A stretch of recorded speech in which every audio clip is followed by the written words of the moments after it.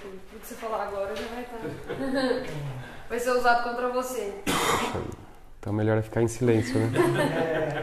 Tem direito de ficar calado, né?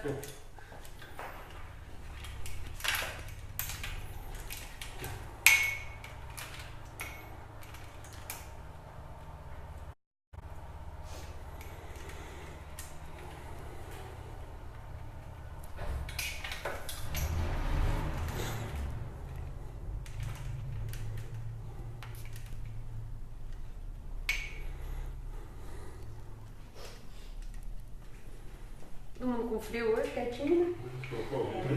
Vamos quietinho.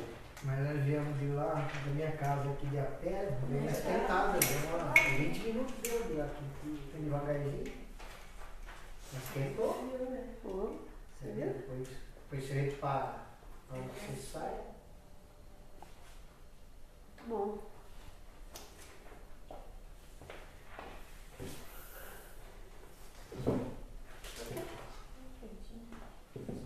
Eu chuto tripé. Não, eu sempre chuto. Esse é o nosso jantar?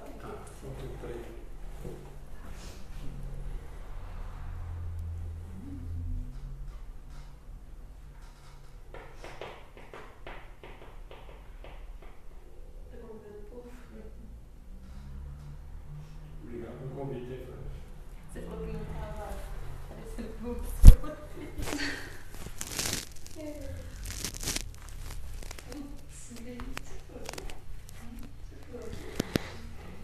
Nossa, não é que eu falo. Não faz isso. Não faz isso por quê? Por quê? Não, por que tá escrevendo?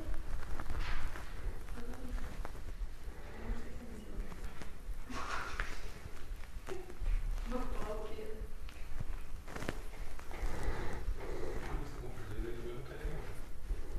O quê?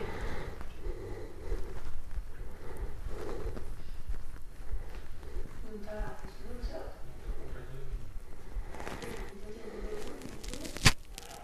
É. Eu vou. Vai demorar um pouquinho. Tô arrumando mais. Pode ir? Eu assisto aqui.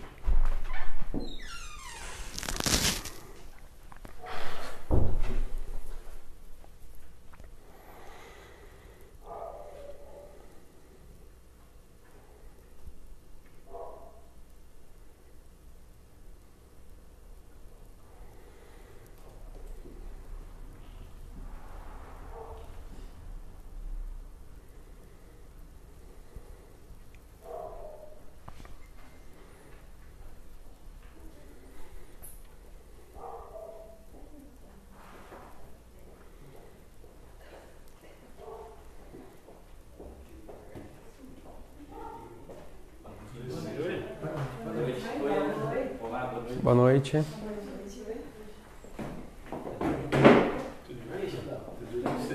Que abandonou, Você falou que vinha. eu fui. Coloquei a mesinha lá fora, coloquei cabelo esperando. Aí foi uma cabelo.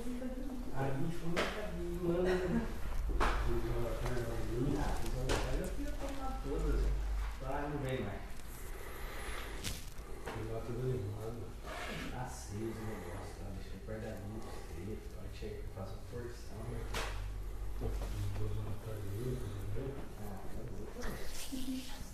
Eu comecei 11 horas. Aí fui, fizemos o negócio, 2 horas da tarde, eu vim pra lá. Como é? Tudo é? Fechado. Tô indo. Falei, tá uns caminhoneiros. Continua aí.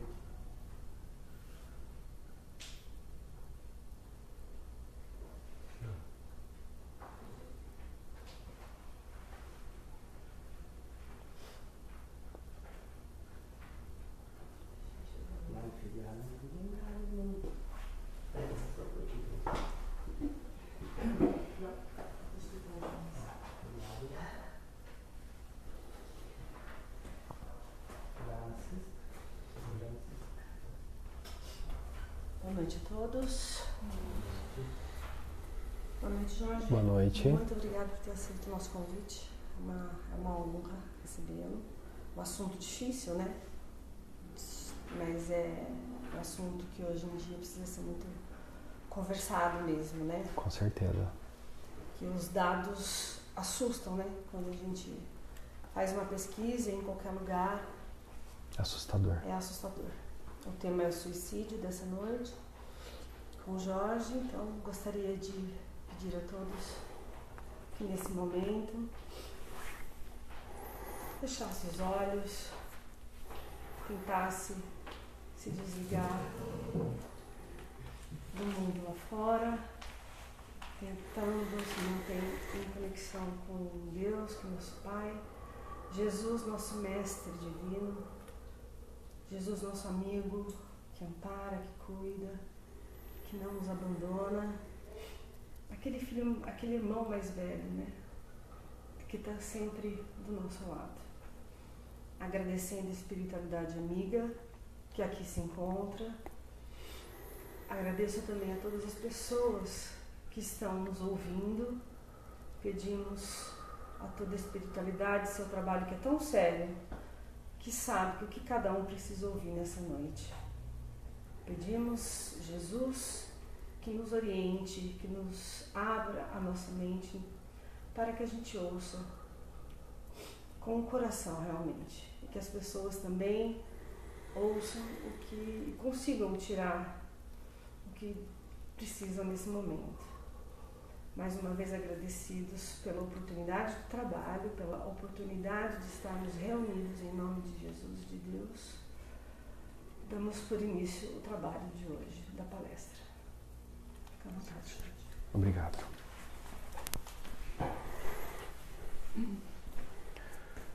Meus irmãos, minhas irmãs, Jesus, nosso Mestre, o amigo de todos os momentos, nos abençoe, nos ampare e nos fortaleça. Agradeço aos companheiros que nos deram a oportunidade de vir a esta bendita casa, onde naturalmente haveremos de dialogar com os companheiros acerca do tema que a nossa irmã acabou de mencionar, em torno do suicídio. Nós sabemos que na atual conjuntura que nós estamos vivendo, a alma humana, apesar de todo o conhecimento adquirido até o prezado instante, ainda falta algo no coração humano, que leva, inclusive, algumas criaturas diante da aflição, do desespero, da dor e de outras mais variantes, a adotarem uma conduta incompatível com a própria vida. Eles, diante da premência das adversidades da vida, acabam por chafurdarem-se na lama do suicídio, idealizando essa porta como sendo a solucionadora dos seus conflitos, das suas dores, das suas dificuldades. Para nós, os espíritas, sabemos que esta não é a melhor solução e jamais será. Primeiro, por constituir-se num contrassenso. Contrassenso em que sentido? Se nós temos um mecanismo de defesa e preservação da vida, que é o nosso instinto biológico, que automaticamente faz com que nós nos mantenhamos vivos, como que voluntariamente nós acabamos por atrapalhar essa dinâmica da vida e diante de situações que a vida vai nos influenciando, nós então tomarmos uma atitude contrária à própria conservação da vida, ao nosso instinto. Então é um contrassenso, é uma irrealidade, mas que infelizmente as criaturas, por força dos desesperos a que se deixam entregar, acabam partindo para esta solução supostamente fácil, mas que se constituirá num rosário de dores e lamentações e de muitas dificuldades. Não foi sem razão que o nosso codificador, Allan Kardec, no Livro dos Espíritos, ele catalogou 15 questões em torno dessa temática do suicídio. As questões de número 943 a 957, onde o codificador, naturalmente preocupado com essa questão do suicídio, à época em que ele estava presente entre nós, no século XIX, aquilo já estava fermentando na sua mente. Como que é possível que a criatura humana, tendo o mecanismo de conservação da vida, e automaticamente o nosso próprio corpo ele tem os seus mecanismos de defesa, haja vista o nosso sistema imunológico que está aí funcionando sem que nós nos preocupemos para conservar a nossa vida. E de repente, num dado instante, nós, a criatura humana, acabamos por voluntariamente corromper esse mecanismo e destruir a nossa vida. Então, isso, de certo modo, ocupou a mente do codificador, a ponto dele se valer desse intercâmbio com o além, através das mediunidades que estavam à sua disposição, para questionar os espíritos amigos, as inteligências superiores em torno desse assunto. E justamente na questão de número 943, Kardec formulou a seguinte indagação às entidades de luz: o que leva certas pessoas, em dado instante de suas vidas, a cometerem suicídio, a atentarem contra a própria vida?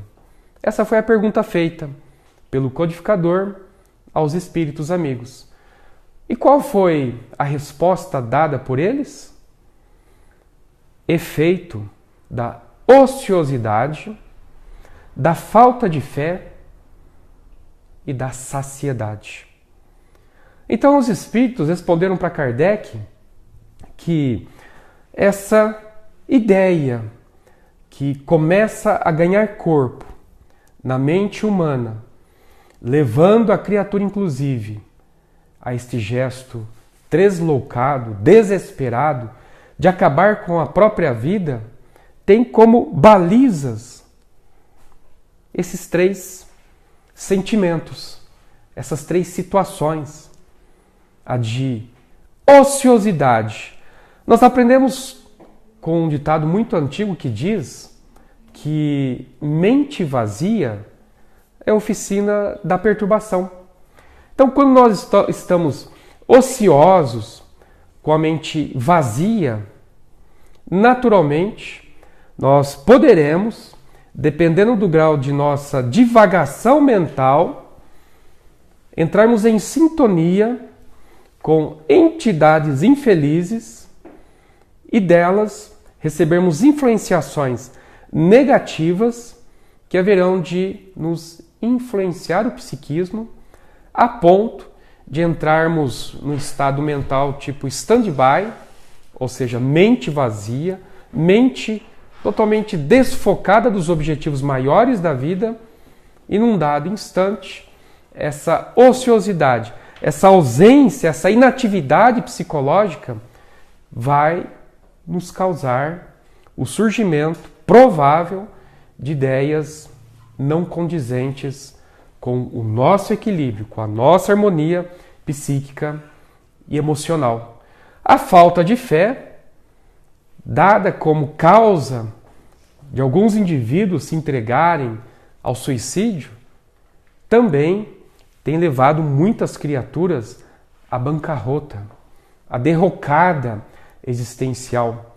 Porque, de repente, a criatura, vislumbrando inúmeras situações do cotidiano, as vicissitudes, as dificuldades, os problemas, e de repente ela não consegue vislumbrar a possibilidade de que essas dificuldades são transitórias, são passageiras.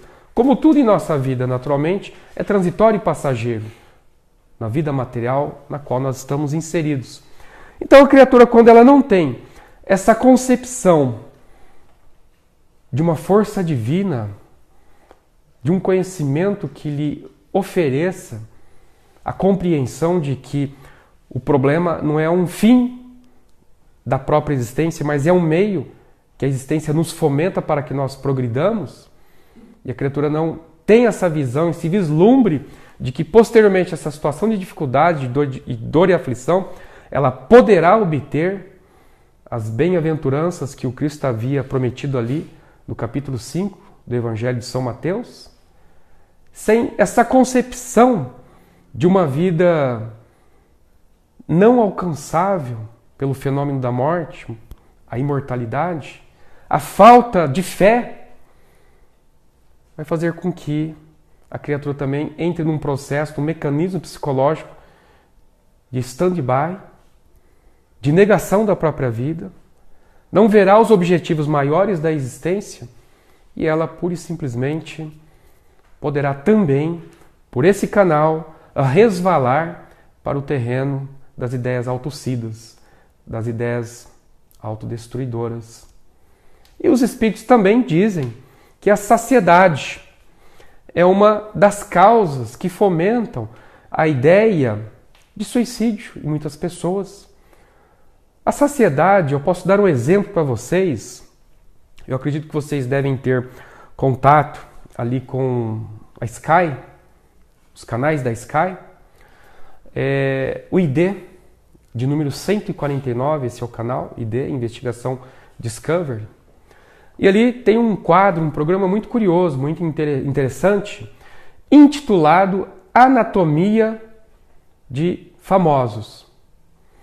Esse programa, ele é muito interessante, por quê? Porque ele foca os famosos artistas de Hollywood.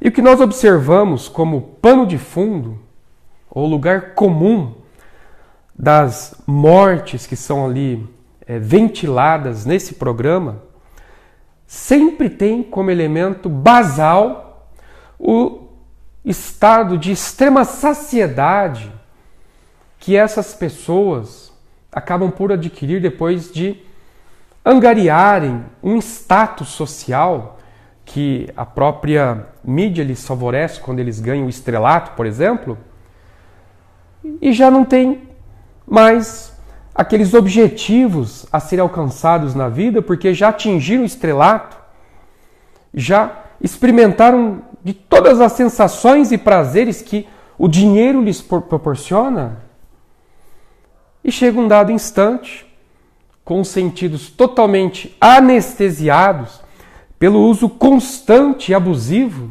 dos sentidos em todas as situações que pudermos imaginar. É o álcool, é o sexo desregrado, é a droga principalmente. Chega um dado instante que a criatura pensa, eu acho que a vida é só isso. O estado de saciedade gera um estado de canseira, de vazio no coração dessas criaturas que, nesse programa, nós vemos, sem exceção, que todas as mortes, primeiramente, envolvendo pessoas jovens, artistas jovens, homens, mulheres jovens, morrendo de overdose ou de doses excessivas de álcool e outras coisas que se possa imaginar por aí. Isso daí nós compreendemos com base, obviamente, na própria literatura de André Luiz, especialmente na obra Nosso Lar, como sendo um suicídio. Sim, um suicídio. Nós passamos a compreender com a literatura de André Luiz que não existe tão somente aquele suicídio, que é o que nós estamos tratando, com base na questão de número 943 do Livro dos Espíritos de Kardec, do suicídio direto, voluntário, querido, desejado. Mas André Luiz nos deu uma visão ainda mais rigorosa da questão quando nós não valorizamos esse veículo físico e nos entregamos aos prazeres fáceis da vida, que aos poucos vão minando as nossas resistências físicas, orgânicas, atraindo as patologias, as desarmonias psíquicas, orgânicas, que vão encurtando o tempo de nossa estadia aqui no mundo. Então, se estávamos naturalmente projetados para vivermos 80, 90 anos, e por força dos nossos excessos cometidos na vida, acabamos por abreviar a nossa existência em 5, 6, 10, 8 anos, nós seremos considerados suicidas. Mas André Luiz, quando ele tomou consciência dessa sua condição, ele se revoltou, ele se rebelou. Como todos nós haveríamos de nos revoltar se porventura não tivéssemos esse entendimento de que o suicídio não é tão somente pegarmos de uma arma de fogo e apontá-la para o crânio, puxarmos o gatilho e nos matarmos. Aprendemos uma outra dinâmica, uma outra visão em torno da temática do suicídio, que toda vez que nós fomentarmos o depauperamento de nossa saúde e estarmos naturalmente encurtando o nosso tempo de vida aqui na Terra, nós responderemos por esse período que nós saímos antes da vida. Seremos considerados, com base na literatura de André Luiz, suicidas indiretos. E Emmanuel, inclusive, chega a nos dizer da grande importância que nós temos, se não um dever, uma responsabilidade, naquela obra O Consolador, que é pergunta e resposta feita ao grande espírito de Emmanuel. Ele nos diz que a saúde é um dever, é uma obrigação nossa, nós, os encarnados, de mantê-la, de cuidarmos, de não negligenciarmos do nosso equilíbrio físico, mental, espiritual. Porque toda vez que nós relaxarmos nesse dever nosso, e isso implicar numa redução do tempo de nossa estadia aqui na Terra, vai entrar no conceito de suicídio. Isso é muito sério, especialmente para nós, os que eventualmente não estamos aí muito preocupados com a dinâmica de nossa saúde e fazemos muitas das vezes, como muitos costumam dizer, ou vai ou racha, tanto faz, tanto fez, e por aí vai. Nós estamos pura e simplesmente nos responsabilizando pelos efeitos decorrentes de nossas atitudes negligenciadas, impensadas, imprudentes. Kardec se preocupou com essa questão do suicídio, tanto que formulou 15 questões, como eu havia dito para vocês, por conta de que a questão do suicídio não é uma novidade, nós sabemos disso. Desde que nós entramos no processo do pensamento contínuo, do domínio da razão, nós nos matamos. Nós nos matamos por várias razões, por várias causas. Os espíritos apontaram 3 causas aí na questão de número 943 que nós estamos aí analisando: a ociosidade, falta de fé, saciedade. Mas por que ele ficou preocupado com uma coisa que é tão antiga quanto a própria humanidade? É que eu disse anteriormente, não dá para concebermos a ideia do ser humano matar-se a si mesmo voluntariamente quando a própria vida nos deu um mecanismo de preservação da vida que é o instinto, que nos conserva a existência. Porque ali no século VI, antes de Jesus, na Grécia, tinha um sábio grego, Periandro. Era um monarca, um tirano, inclusive. Um tirano. E é o primeiro registro na história que nós temos de um suicídio desse monarca Periandro. Mas ele suicidou-se por qual motivo? Qual foi a razão? 6 séculos antes de Jesus, segundo a narrativa histórica. Por ser um tirano, naturalmente, ele governava e fazia o que bem entendia. Isso foi gerando muitas inimizades, até que acabou tendo um processo grave de guerra em que ele acabou perdendo essa guerra e com medo, aí já é o orgulho.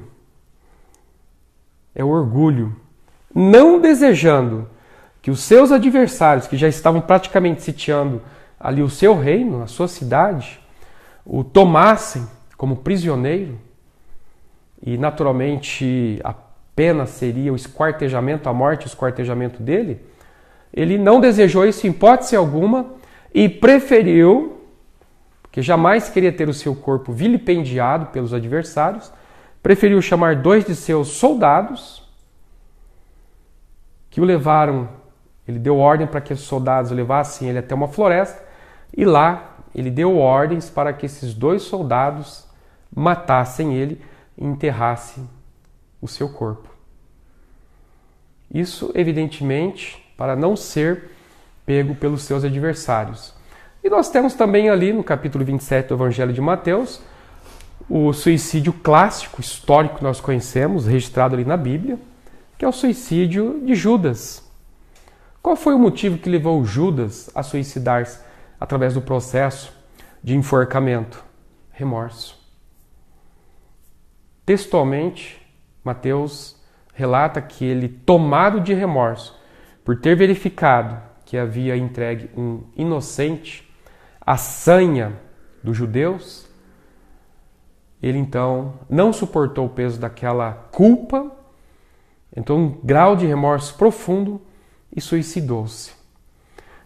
E agora, trazendo para os dias de hoje, quais os motivos que levam nós, a humanidade atual, a nos valermos da porta falsa do suicídio para tentarmos resolver os nossos conflitos, os nossos problemas através dessa saída bem complicada espiritualmente falando? A Organização Mundial de Saúde, no mês de abril do ano de 2016, portanto, há 2 anos, eles soltaram um relatório bombástico em torno dessa temática, desse assunto. Verificou-se que anualmente, em todo o mundo, ocorrem em torno de 800 mil suicídios ano. 800 mil. E a tendência é aumentar. É, na proporção de um cálculo que eles fizeram, um suicídio a cada 40 segundos. Do tempo que eu estou falando aqui, 10, 15 minutos ou um pouquinho mais, quantas pessoas já não se suicidaram dentro desse tempo que nós estamos falando aqui? É um suicídio a cada 40 segundos. E o grande problema é que suicídio ele está catalogado pela OMS, Organização Mundial da Saúde, como sendo uma das 10 causas de morte no mundo. Olhem só, algo que poderia ser evitado porque está no domínio da nossa vontade. Não vou me matar. Mas por razões várias, nós acabamos por tomar essas atitudes e nos matamos. Então isso está se tornando uma febre, um problema epidêmico, inclusive, se não pandêmico, que é a nível mundial, a ponto de se constituir numa das 10 causas, maiores causas de mortalidade no mundo. Isso é tão preocupante que levou as autoridades, de uma forma geral, especialmente a nossa aqui no Brasil, a criarem políticas visando coibir, aplacar essa prática que está se tornando muito comum, tristemente falando, entre os nossos jovens. Se vocês pegarem, por exemplo, a revista Veja, do dia 4 de abril desse ano, nós vamos nos defrontar com uma reportagem estarrecedora em que há vários casos ali de adolescentes, quase crianças, no caso de um menino de 12 anos de idade, depois um de 13, um de 15, um de 17. Segundo a OMS, a faixa etária mais comum para o suicídio é dos 15 aos 29 anos, essa faixa etária onde há um número maior de pessoas que se suicidam dentro dessa faixa etária. E nessa reportagem da revista Veja, especialmente com essa modernidade que nós estamos vivendo, com os meios de comunicação que nós temos aí à nossa disposição, os WhatsApps, Facebooks e outros meios, enfim, que surgem diariamente, novos meios de comunicação, facilitam a nossa vida em muita coisa. É uma ferramenta excelente. Mas, por outro lado, facilita a vinda de grupos que, naturalmente, influenciados por um psiquismo doentio, acabam entrando nesses grupos. Um deles vocês devem ter tido notícia, que é Baleia Azul. O outro, recentemente, os Odiadores, o grupo Os Odiadores, em que eles montam uns grupinhos no WhatsApp com jovens, e tem inclusive dentro desses grupos pessoas que vão selecionando ali jovens que estão num estado de vulnerabilidade psicológica, os que estão deprimidos, os que de repente têm algum problema psíquico, que não necessariamente a depressão, mas que estão vulneráveis a essas influências. Eles captam esses adolescentes, esses jovens, e dão para eles uma missão: se matar. E tem ali mensagem, inclusive na revista Veja, publicada em abril desse ano, a edição no dia 4 de abril, mensagens do menino dizendo assim: hoje é o meu dia, fui. E se matou, se atirou do edifício de 10 andares. Um menino de 12 anos de idade. Estimulado por esses grupos. Isso é assustador. Tanto que as nossas autoridades criaram, dentro da política pública de saúde, o Setembro Amarelo, que é uma campanha visando a prevenção do suicídio. E nós temos também um grupo maravilhoso, aqueles que estão numa situação de angústia, de aflição, de dificuldade, de dor, e não têm um ombro amigo para lhe oferecer para ser ouvido nas suas dores e clamores, o CVV, o Centro de Valorização à Vida. Temos também os centros espíritas, que têm os trabalhos, inclusive lá em Bauru, de onde eu sou frequentador do Amor e Caridade, nós temos ali o atendimento fraterno, que é onde pessoas altamente qualificadas vão atender essa demanda do público necessitado para um bate-papo, uma conversa.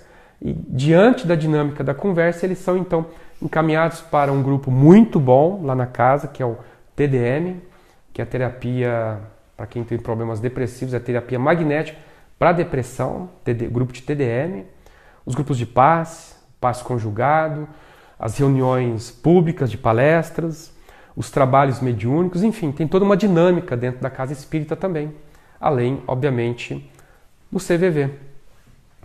Então é preocupante esse período que nós estamos vivenciando na atualidade, porque nós sabemos que existem, além destas causas arroladas pelos espíritos da questão de número 943, outras causas mais, de natureza familiar, que se constitui muitas das vezes num fomento, a tomada de atitudes para que a criatura de repente queira sair da vida voluntariamente. Às vezes é um casamento que não anda bem, e aí a criatura, sem uma fé para se agarrar, sem uma concepção dos objetivos maiores da vida, sem um Deus, ela infelizmente acaba por deixar-se levar por aquela torrente de emoções perturbadoras e não vê outra solução quando de repente vê que a família está desmoronando, que o casamento está desmoronando, e aí parte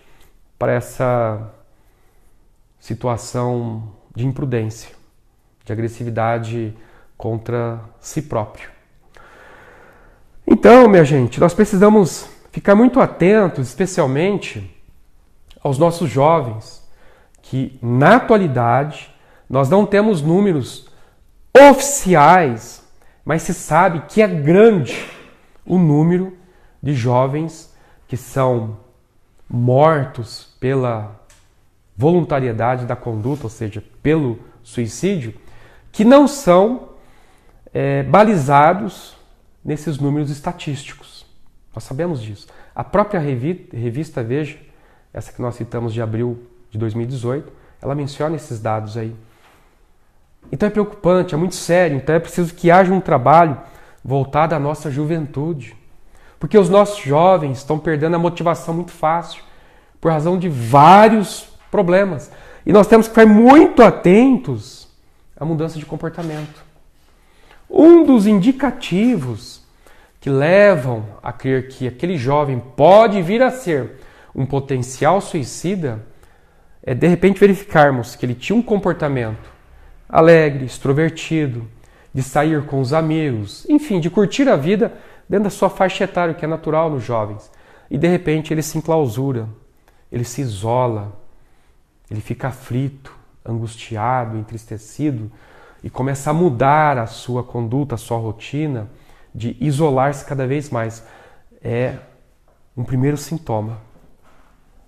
Nós que somos pais, educadores, profissionais, enfim, temos que ficar muito atento para essa mudança na dinâmica comportamental desses jovens. Então nós estamos vendo aí, minha gente, que existem essas causas de natureza psicológica, social, que fomentam essas desgraças, essas atitudes insanas de se matar. Mas existe um outro lado também. Nós, enquanto espíritas, jamais poderíamos deixar de abordar essa questão. A causa espiritual. Sim, porque se nós formos ali no livro de Hebreus, que está encartado no Novo Testamento, na Bíblia, ali no capítulo 12, no versículo 1 de Hebreus, nós vamos verificar que Paulo, nas suas epístolas aos Hebreus, ali no capítulo 12, no versículo 1, ele disse algo muito curioso, que hoje nós, na condição de espíritas, compreendemos o porquê de ter dito essa frase. Ele disse o seguinte: nós estamos rodeados por uma nuvem de testemunhas. É que Paulo, nós sabemos, depois da leitura daquela monumental e clássica obra, Paulo e Estevão, Paulo era médium. Paulo foi médium. E tinha uma evidência fenomenal. E ele, quando disse que nós estamos rodeados por uma nuvem de testemunhas, ele quis se referir ao mundo espiritual, aos espíritos que estavam e que estão se acotovelando conosco diuturnamente. E há uma nuvem de testemunhas que nós temos que ficar muito atentos, porque a depender do diapasão que nós estejamos ali sintonizados, naquela faixa psíquica, emocional, mental, pode ser que nós façamos conexões com essa nuvem de testemunhas.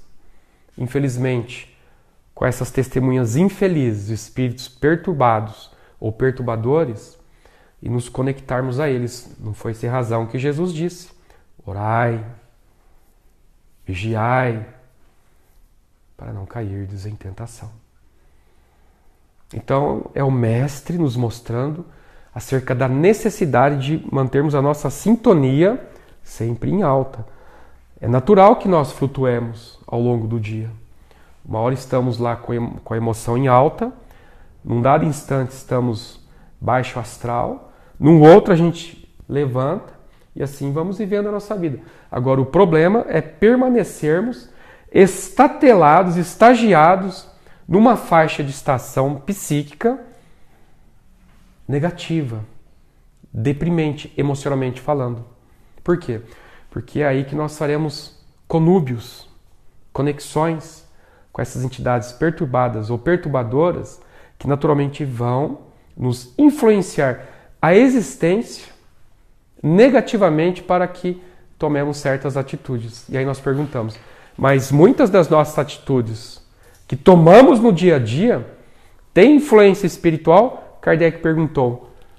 Nós somos, lá no Livro dos Espíritos, nós somos influenciados pelo mundo espiritual? Qual foi a resposta dada pelos espíritos? Muito mais do que imaginais. Muito mais, disseram os espíritos. Então, uma gama de atitudes, de condutas que nós adotamos, cotidianamente falando, tem aí uma influência espiritual, sem dúvida alguma. Não quer isso dizer que nós não estamos tendo responsabilidade. Porque é muito comum de nós, os espíritas, dizermos: ah, eu tomei tal ou qual atitude, mas a culpa não foi minha, a culpa foi do meu obsessor. O que não é verdade, ou é uma meia-verdade. Estamos querendo fazer aí uma meia-culpa, mas, a bem da verdade, a culpa é nossa, por não termos entrado naquele processo de vigilância, porque sabemos que nós temos que vigiar sempre, porque nós não sabemos em que momento eles virão nos influenciar, nos assediar negativamente falando. Há uma obra muito interessante, intitulada 30 anos entre os mortos, do Dr. Cal Wickland. E pasmem, a primeira edição dessa obra foi publicada no ano de 1924. Dr. Wickland, ele foi psiquiatra,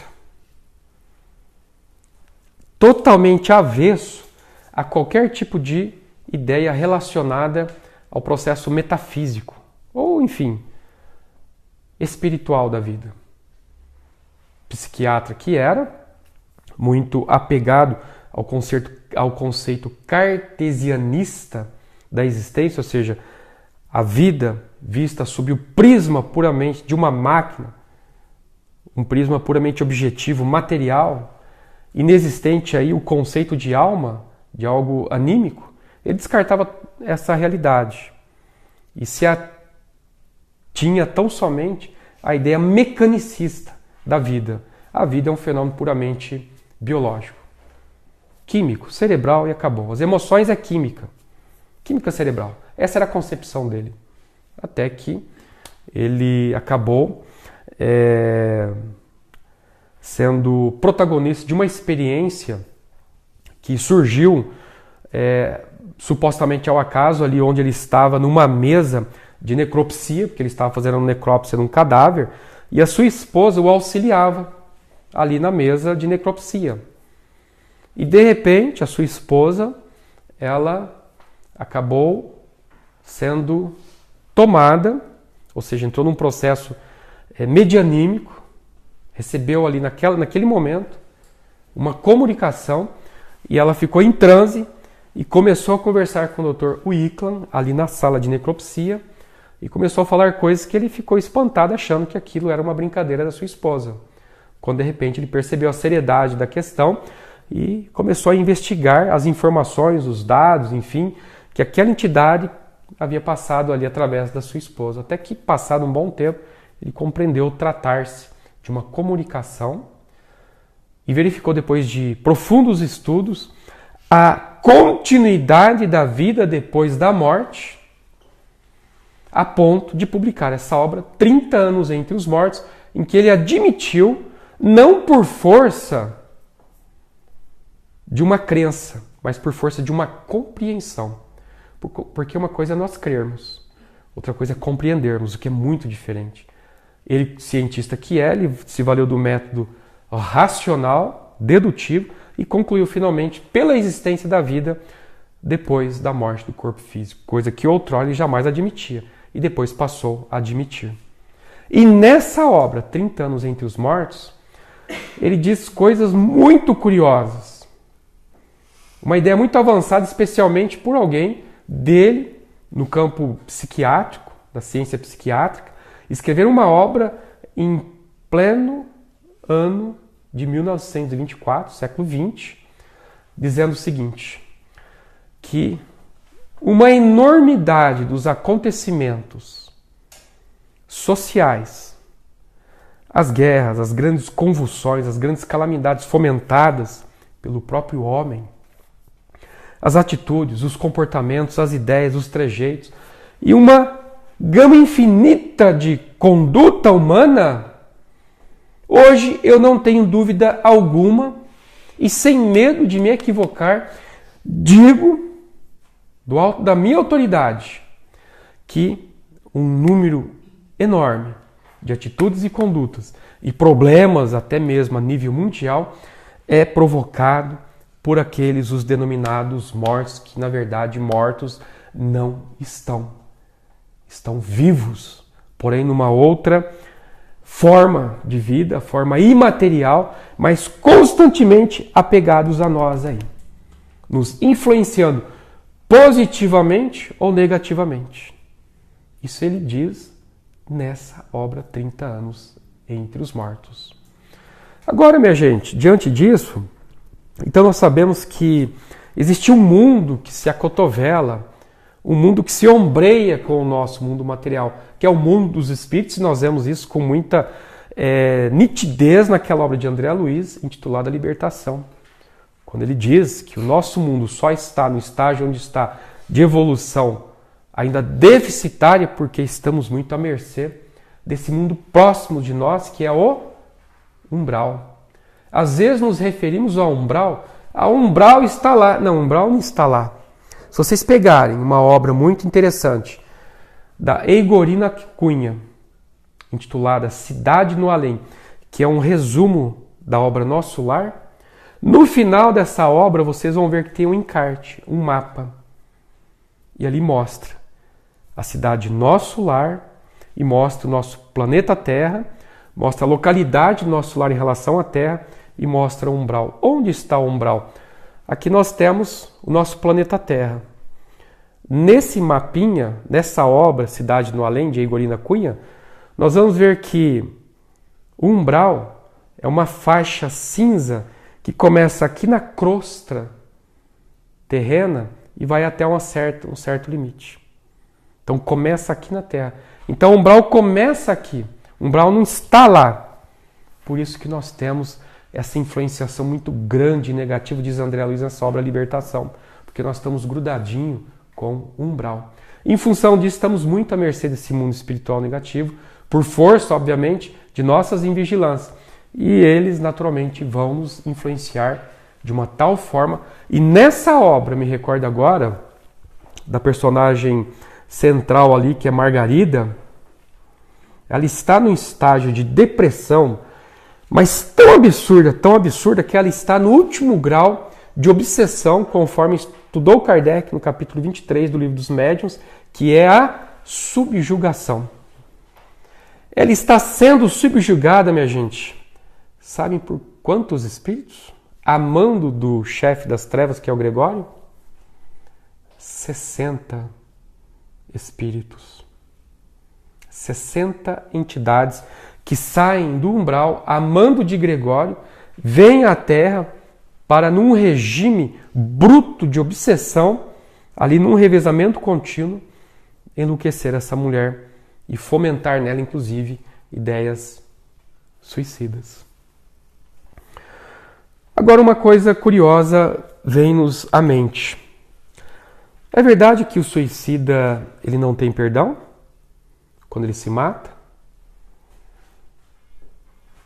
Por ele ter atentado contra uma lei da vida, que nós vemos lá em Deuteronômio, nos 10 mandamentos, recebido por Moisés no Monte Sinai, quando vem primeiro um dos mandamentos dizendo: não matarás. Não matarás significa não somente matarmos o nosso próximo, mas não nos matarmos também, ou seja, mantermos a vida. Quando o suicida ele comete esse ato atentatório à vida, ele está indo de encontro contra o que está estabelecido ali na lei divina: não matarás. Ele está matando. Por isso ele não vai ser perdoado? Não. Equivoca-se. Porque se formos na questão de número 13 do Livro dos Espíritos, nós vamos ver os atributos de Deus dados pelos Espíritos a Kardec. Um deles qual que é? Deus é todo justiça. Deus é misericórdia, sabedoria infinita. Então, por ele ser todo justiça, todo bondade, todo misericórdia, como que nós iríamos imaginar que um pai com essas características em absoluto, esses atributos em absoluto, não perdoasse um filho que eventualmente se equivoca? Muitos daqueles, inclusive, que estão em estado depressivo deprimente, que mal sabem o que estão fazendo ou ali realizando e cometem um suicídio, não terão perdão algum. É um erro, minha gente. Porque se nós formos ali, no capítulo 33, do versículo 11, do livro de Ezequiel, do Velho Testamento, nós vamos ver Deus dizendo, na concepção do profeta Ezequiel, nesse capítulo 33, 11, ele dizendo o seguinte: e Deus disse de si para consigo mesmo: eu não desejo a morte do ímpio, do pecador, mas eu desejo que o ímpio, que o pecador se regenere e tenha vida em abundância e vive eternamente. O próprio Deus, na ideia do profeta, dizendo que Deus não quer a morte de nós mesmos, pecadores, mas terríveis, porque Deus é todo perdão. Deus nos perdoa. Agora, uma coisa muito entristecedora é que nós vimos, a título de elucidação, não é crítica, num site intitulado oscatolicosderibeirão.com, e a mensagem ali, Dominus Est, em que um religioso ali, textualmente, está ali nessa página, para quem quiser verificar, averiguar isso que eu estou falando, em torno do assunto o suicida. Ele diz até de uma forma assim meio agressiva que, com base no artigo 1184 do Código de Direito Divino, que é o Código da Igreja, o Código de Direito Canônico, nesse artigo ele cita, e está lá, eu vi esse artigo, não se permite ao suicida as exéquias fúnebres, missas religiosas, orações. Ele diz, é perda de tempo orar para um suicida. Porque Deus não perdoa um suicida, ele diz ali textualmente. Ele não pode ter missa, e há casos mais graves, inclusive, que eles nem permitiam o enterro do corpo dos suicidas em certos cemitérios. E isso daí foi publicado 1 ano, 2 anos atrás. 1 ano, 2 anos atrás. Esse religioso dizendo que tem que se negar sim missas fúnebres a um suicida, porque isso tem que servir de exemplo para que outros não façam isso, porque a sua alma já foi inapelavelmente encaminhada para o inferno. Então é besteira, porque não vai receber nada, nenhuma prece. É verdade isso, minha gente? Não é verdade, nós sabemos, porque isso vai contra o que nós aprendemos em termos dos atributos de Deus, que é todo amor, bondade e misericórdia. E nós aprendemos com Jesus, não a visão de um Deus antropomórfico, ou seja, a nossa imagem e semelhança. Mas nós aprendemos com Jesus acerca de um Pai bondoso, amoroso, que não pune os seus filhos, porque Ele não tem essa incumbência.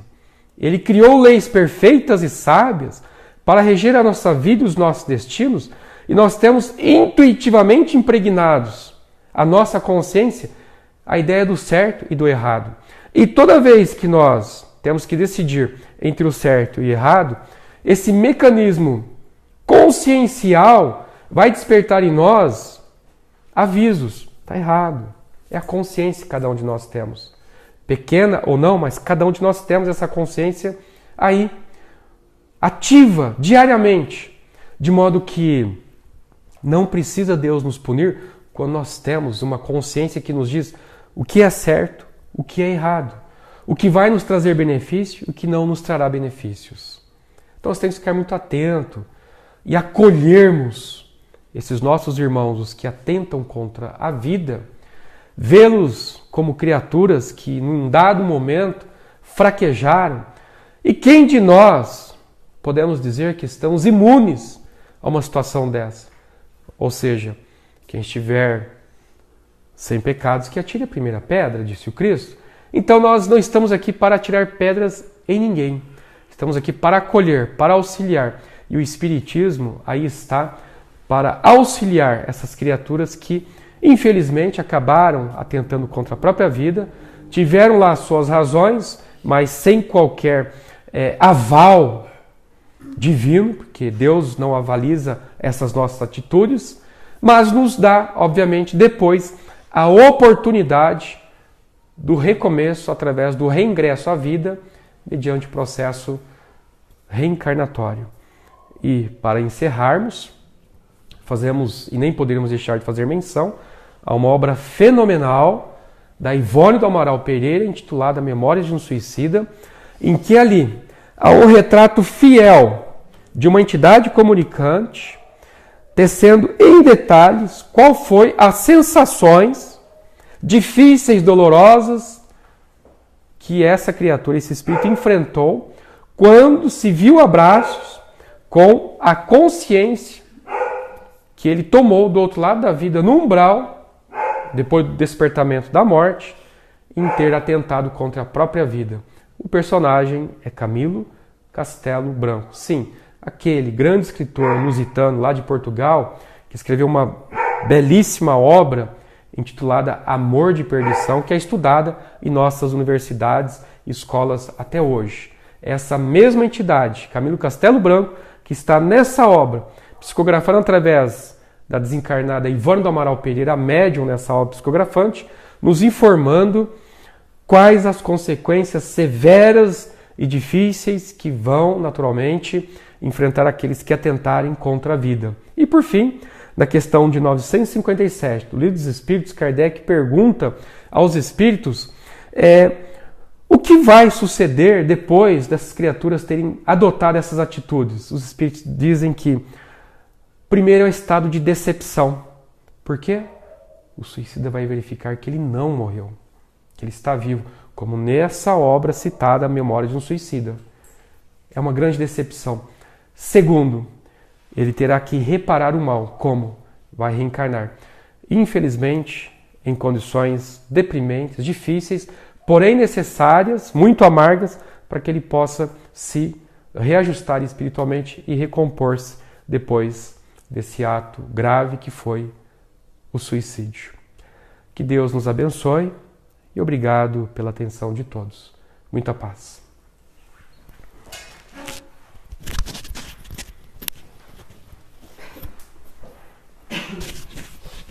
Nós agradecemos mais uma vez sua presença e continuando nessa harmonia de paz, de luz que nos encontramos, com o pensamento elevado. A Deus pedimos que a luz chegue a todos os nossos irmãos que um dia se suicidaram. Pedimos, Senhor, que nesse momento se forme uma corrente de luz que lhes dê um pouco de tranquilidade, que lhes dê um pouco de noção do que houve, Pai. Agradecemos a oportunidade de mais uma vez estarmos reunidos em nome de Deus e em nome de Jesus. Agradecemos a todas as pessoas que nos acompanharam pelo Facebook também. Agora vibramos por todos nós, Senhor. Abençoe a cada um de nós que aqui se encontra, e seus familiares, as pessoas que nos ouvem, dando então por fim encerrada a nossa reunião. Que assim seja.